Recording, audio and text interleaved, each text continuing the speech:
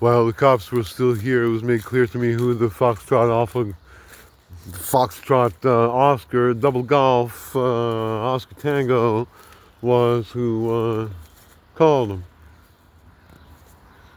So I got revenge on him uh, by calling that out. The officers just wanted me to leave for the day. I asked them, well, I'm not banned from this park. No, that's nice. That was good.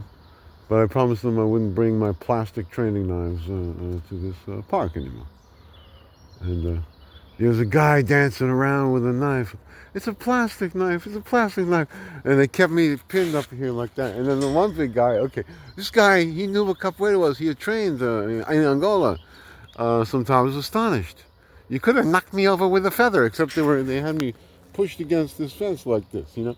And you could have knocked me over with the feather, but they had me pinned against. He knew Angola. He had trained Angola, and then he ended up mixing to Shaolin, and he had been training Shaolin for like 23 years. Yeah, the guy was pretty cool, but you know, he was serious. He was serious business, this dude, you know. And he's got me pinned up against this fence like this. We're having a conversation. He's, you know, Welcome Games. What was that all about with the knife? So capoeira, capoeira, and he knew about it. And he said, "Oh, I only knew in terms of capoeira that you have a knife when you put it in between the toes, because of course there's a game you put the razor knife, you know, in between your toes. You know, it's just pretty cool. And you got to stay on your toes when you're playing a Manjangero who's got a razor blade between his toes."